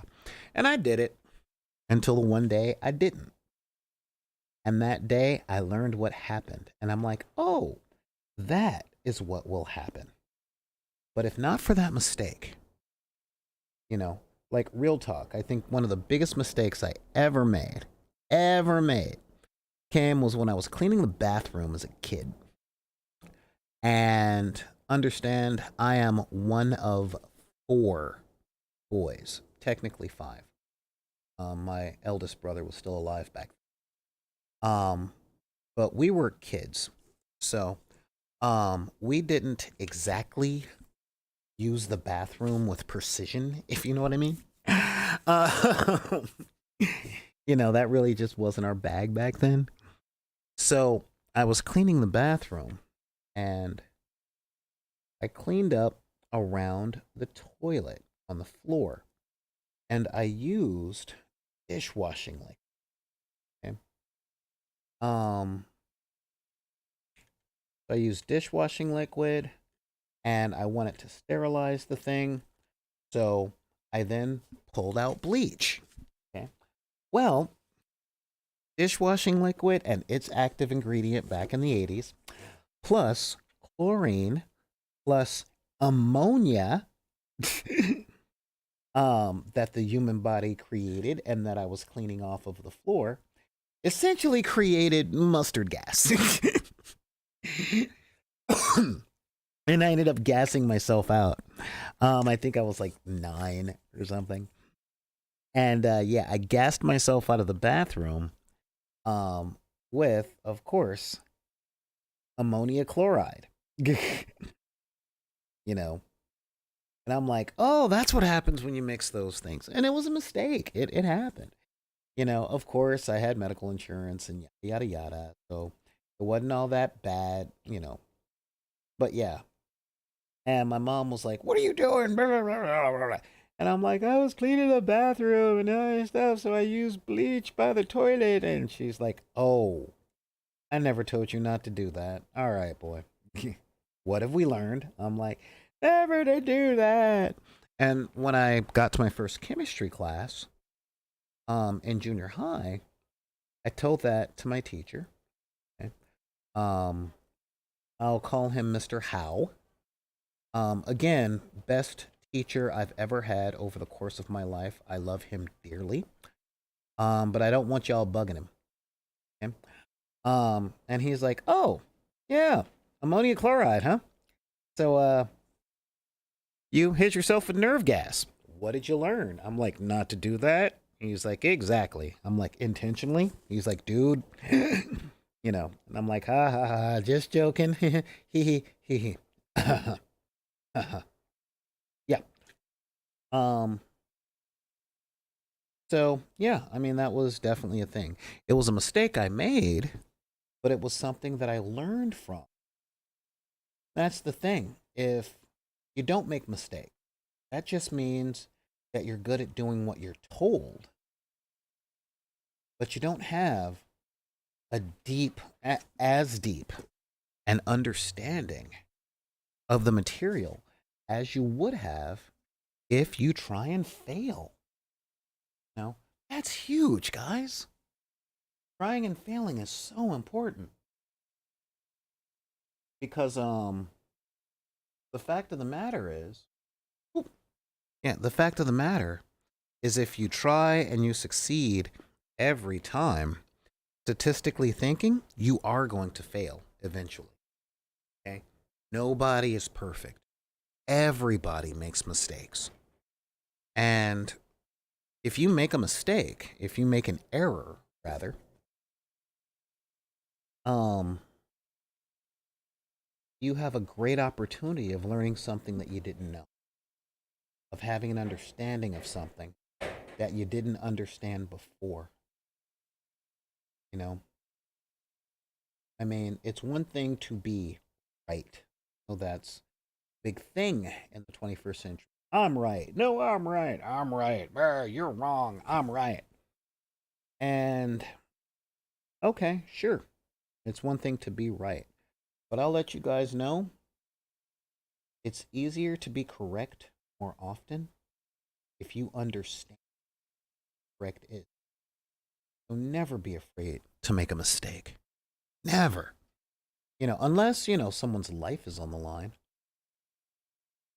I mean, there's that. But if you're just now starting with something, if you're doing something for the first time in your life, you're just learning how to paint, just learning a new game. Um, you're not stupid if you make a mistake. You're not a fool if you make a mistake. Truth be told, the fool is someone who is dishonest about their own fallibility. Okay? It's really that simple. And anyone that mocks you for being human is either emotionally traumatized from their upbringing or they're not your friends at all. Okay? I mean, quite seriously. And if they're not your friends, wish them a good day and go on being happy. I've got a lot of people in my life spent a lot of time telling me that I'm wasting my potential, you know, while telling me that everything I was doing was wrong. And I don't mean incorrect, I mean morally lacking. And my life became so much lighter. I had so much more joy in my life after I let those people go. I'm like, nah, man, y'all can go be free now. I don't need y'all. And if I needed y'all, I don't want you. I really don't want you around. Because, yeah. Anyone that expected perfection from the first time I tried anything, or never believed that when I said I was having trouble or I'd never done it before, would come back with, I don't want to hear excuses. Excuses? I just don't know what I'm doing. I'm literally saying I don't know what I'm doing and I need help. Well, you gotta have less pride. I'm like, dude, shut up. All I hear are people just repeating stuff that abusive parents have said to them. Like, dude, let it go. You know? Seriously. Because, again, just ain't worth it. Yep, exactly. If you fail, you tried. And if you tried, you're on your way to winning. I can tell you guys from personal experience the only way to assure a failure is to avoid doing it in its entirety. Okay? If you're afraid to try because you think you're going to fail, the not doing of it objectively achieves exact same results. That's an that is an object that is an observation. Okay. Um, and what do I mean when I say that? Oh, I'm afraid to try and bake a cake because it won't be edible and I'll just mess up the cake. So you're not gonna make the cake. No, no, no. So at the end of the day, making an inedible cake and not making a cake means that a cake has not been made or eaten. Yeah, way to avoid the consequences of that one. You know, I know it sounds like I'm oversimplifying because I get it. You know, but what about the emotional stuff? And I'm like, look, guys, guys, people. The emotional stuff is always going to be there, always. Um, let's see. I think it's time. Pulled out another brush, and I went over the stuff with that tan color. Some of this white,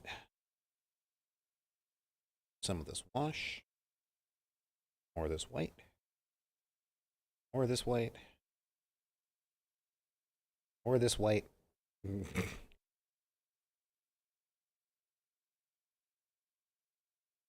Tiny bit more of this white. Yeah.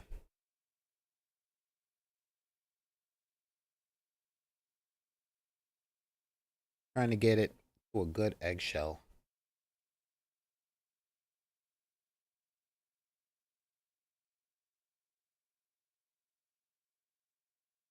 Yeah. I think that's it. That's my good eggshell color. So that was accidental.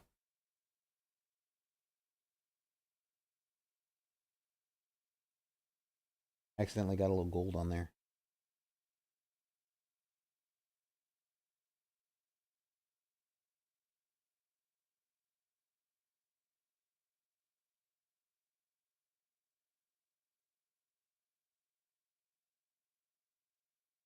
In there.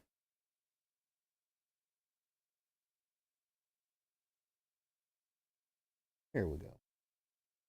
I'll. There we go. There.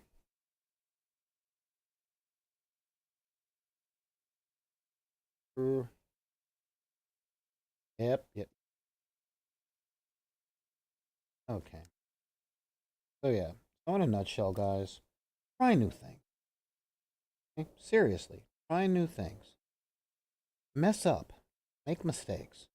As long as people don't get physically hurt by the mistakes that you make, then you're learning. And understand that everything you do the first time, hell, for the first 10 times, you're going to be learning.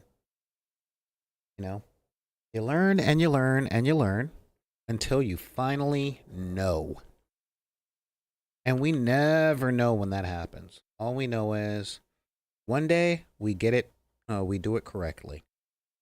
And until that day, we're kind of like, oh, well, we're still just doing it. You know? Um, there we are. Good, good, good. Here. And now we're doing a little cleanup. You guys can see. This is going to be a couple of days session because I've got other stuff I have to get to today. But as it stands right now, we're almost to a point where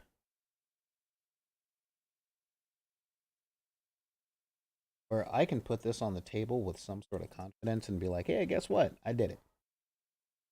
You know, just a little bit on the table. Get work a little bit on the table. And the main thing I'm trying to do is clean up some of the overbrushing that I did.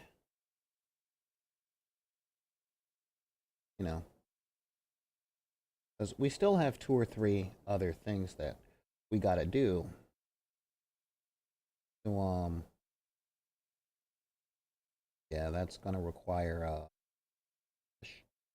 which I have, and will use when the time comes.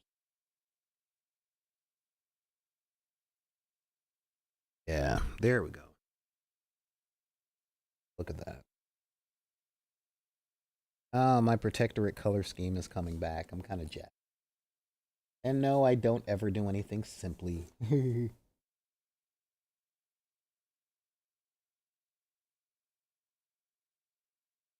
There we go. All right. My. So tell me, guys. Comment section isn't really talking a whole lot. Tell us about some of your failures. Wolf that meows. Hey, what's up? Yeah, I can give you guys a shout out.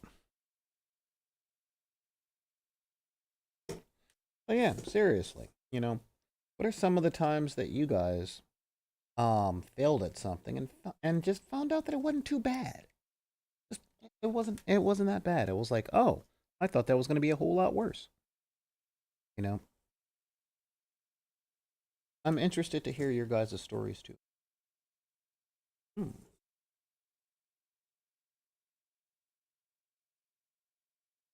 Ah, okay, that's still kind of wet there. All right, so now we're going to take this little brush and we are just going to get in there. Going in there. Ooh. Yep. Here we go. Gotta get way down. Ooh.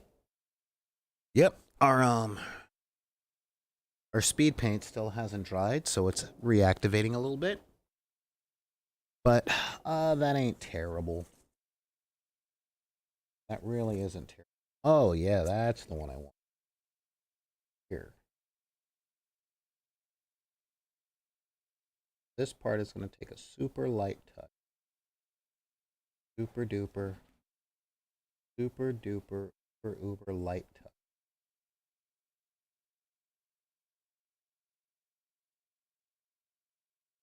I want to clean up these edges here. Super light touch.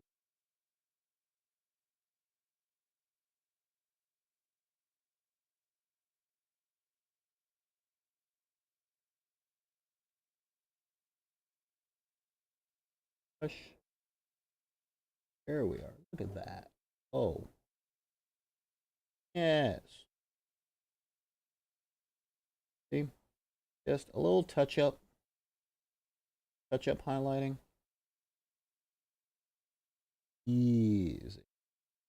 Okay. Now, let me just get down at that bottom.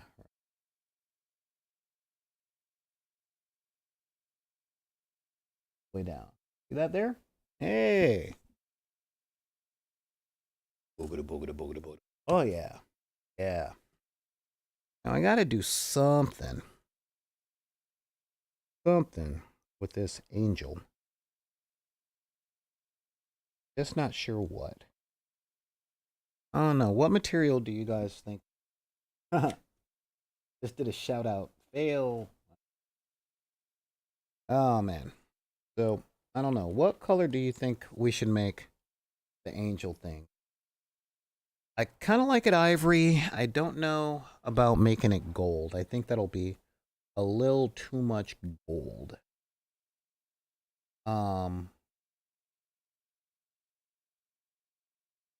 Yeah, I think that'll just be a little too gold. Like, wow, look at all that gold. And these are nuns, not priests, so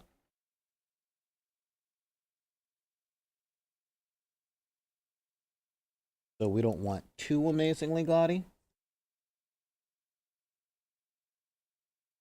Again, super light touch-ups. Hard for me because I forget that I'm a lot stronger than I think I am. So sometimes my hands just go bah. I'm like, oh, I'm sorry, I killed. Yeah, I killed the paint job, George. I killed the paint job. Yeah. I killed the paint job, George. There we go.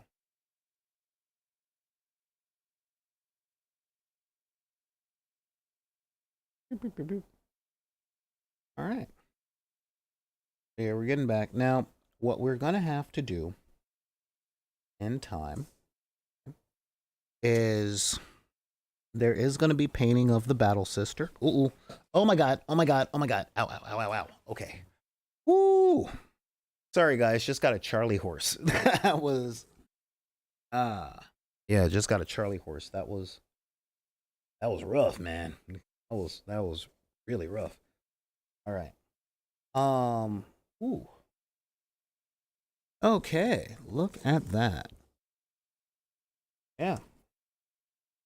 All right. So, this is where we're going to stop the painting for today because I don't want to get too caught up. And, dude, we've been doing this for about 2 hours. Let's head back to the Wizard's Tower. That'll be fun. All right. So, yeah, guys. All right, this has been seriously kind of, like I said, there's a lot to talk about, a lot to do. Again, I really like this tank.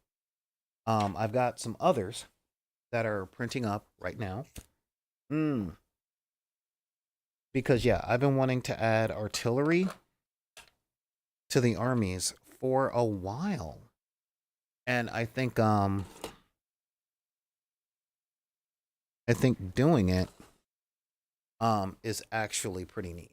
You know, I really do. Cause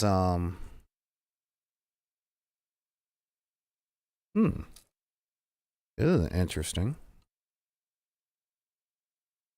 There we go.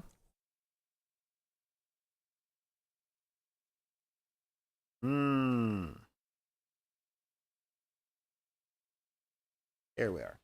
Yeah, yeah, because seriously speaking, this is something that I really enjoy the concept of. You know, I really do. Um, Bringing out tanks and going, yeah, look at us. We have a way of doing stuff ourselves too. I've always dug that. I used to think when I was first starting to study like 40K lore and stuff like that, I'm like, dude, how do we have the Imperial Guard that are just plain old people, very little faith, very little, you know, like how do we have that? What am I missing? And then I found out the answer was tanks. And I'm like, oh, well, tanks. Tanks are cool. I saw a lot of gameplay with them, and I'm like, oh, okay, so yeah, bringing in a tank is yeah, that is pretty cool. You know, it's pretty cool to bring in a tank and to go, yep, we are regular people and you are super soldiers, but what we have is a bunch of tanks. And I'm going, yeah, I can see it. I can definitely see it. I can definitely appreciate it. Yep. You guys are learning I do a lot here. Um, for channel reasons. Here we go. Boom. There we are. Oh yeah, that looks a lot better. So,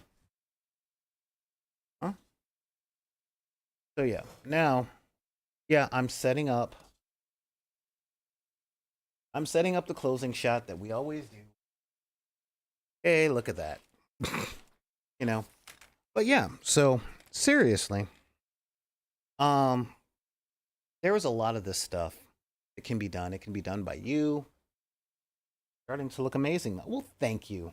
Thank you. Thank you, 13. Trying to make me blush and all that. I don't know what you're thinking. No. Here we are. Yeah, sitting up. Oh, it looks amazing. Yeah, you're. I'm like, stop sucking up. No, I'm kidding. I'm kidding. That's me giving away credit that I'm always telling you guys not to do. You know? Okay, cool. Yeah. Good. Cool. Cool. And now I can drop that down just a little bit. Dropped and dropped. Yep.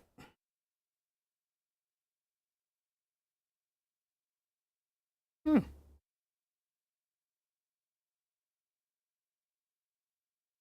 Hmm.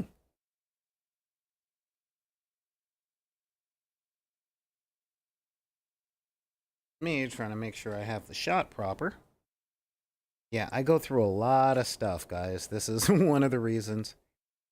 Like seriously, one of the reasons that I'm trying to get more donations and stuff in so that I can pay someone to do this stuff.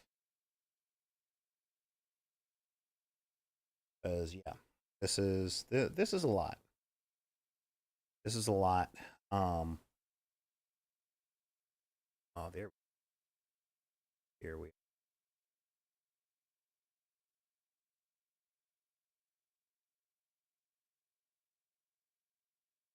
Look at that.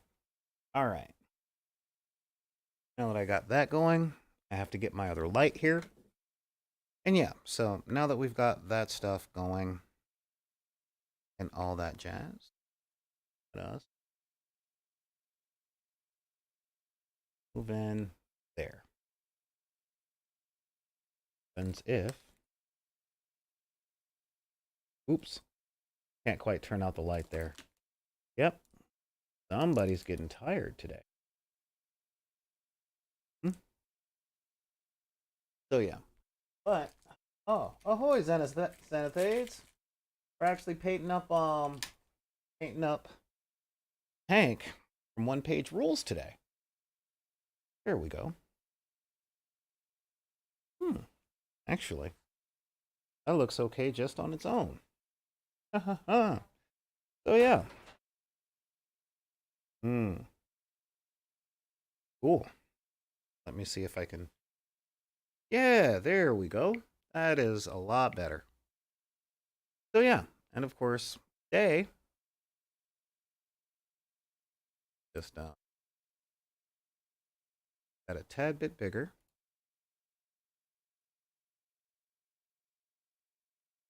Hey, look at that.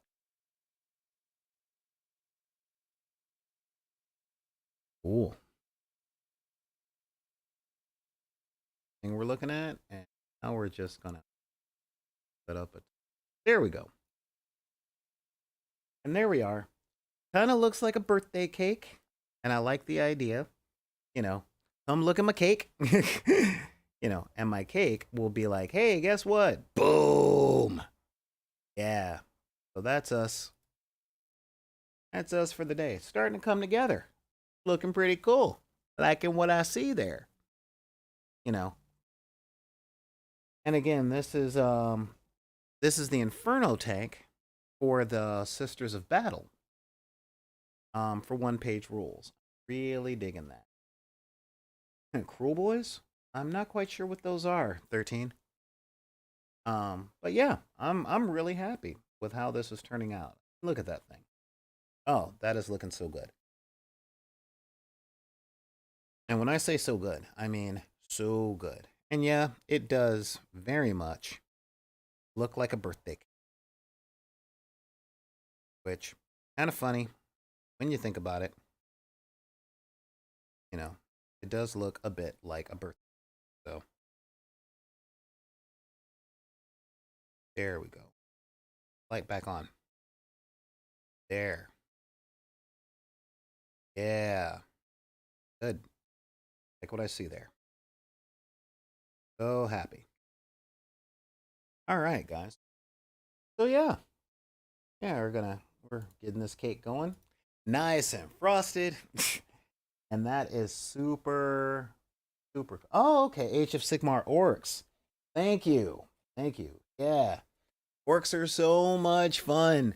I did not realize how much fun the orcs were until I started studying, and I'm like, oh my god, these guys are just a bunch of drunks, just a bunch of drunk dudes that like bar fighting. And my friends are like, yeah, and I'm like, okay, all right, you know what? There's a place for that. I can definitely see a place for that kind of thing, especially in a setting like 40K. Actually, kind of interesting. Um, yeah, I find that kind of interesting and where it comes from. So, well done. Well done. Yeah, that's it. That's what we're looking at. Oh, look at that. I'm just so happy with how this cake is turning out. Look at that cake. Ah, yeah, you know what? I think I am going to do that outward trim in blue. That looks real. I'm glad you're here too, Xanathades. I really am. You know? Okay. So, yeah. So, that's the tank that we're putting together. Again, as this time comes out, as this comes out and I get to play with my friend, I'll be able to bring out a lot more things. Oh my god. Hang on.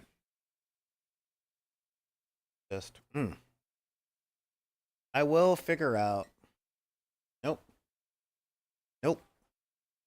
Nope. Yeah. I'll get the lighting right in this place eventually. Okay.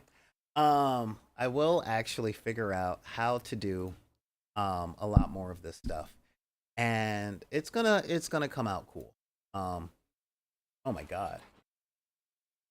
Oh no. Right. Okay. Yeah, that's what that is. Okay.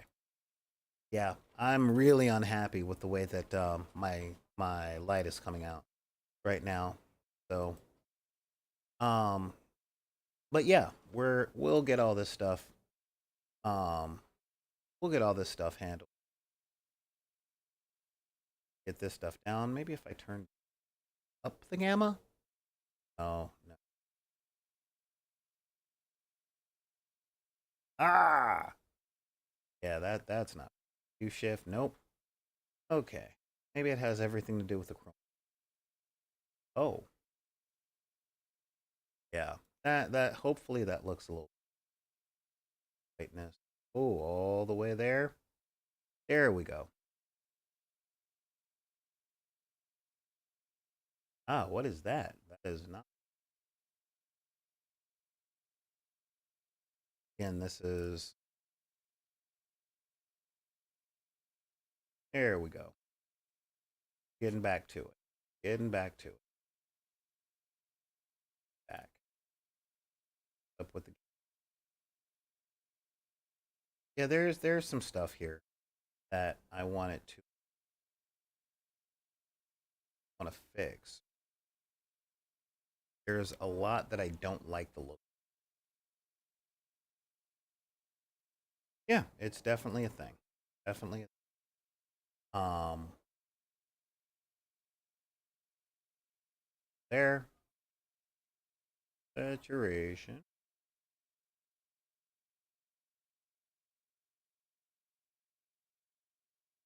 A bit more. I don't know. I'm not quite sure how that looks. Hmm. Yeah, it's a little weird, but we'll get the lights and all that stuff.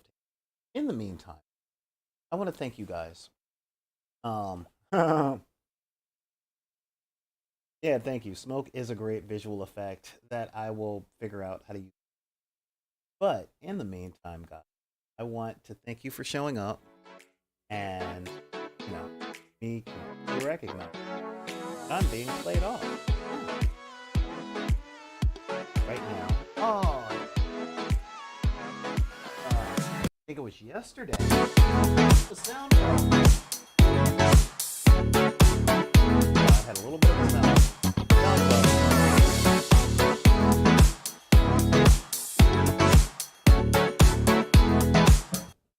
There we go. Ooh, boy. Yeah, that got loud really quick. All right, guys.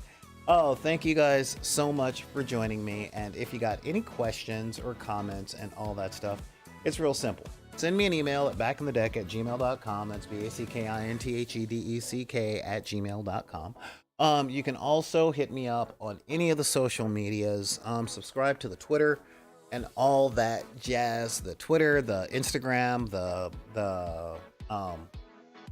TikTok and all that stuff. I am going to get out of here, and thank you very much, 13. It's good to have you back. Seriously.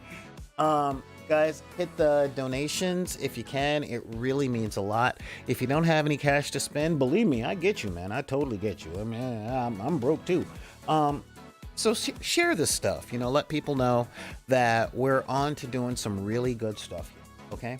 But with all that, I gotta say thank you for showing up.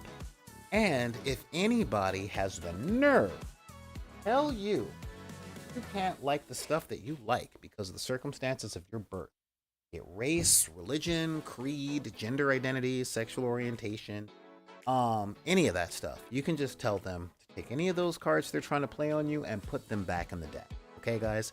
I will talk to you next time. I'm Solar Gray, the Cinematic Sorcerer, and thank you guys, and we will see you next time on the dark side of the room, or on the hobby hall, or in the game gallery. You never know. Talk to you guys soon.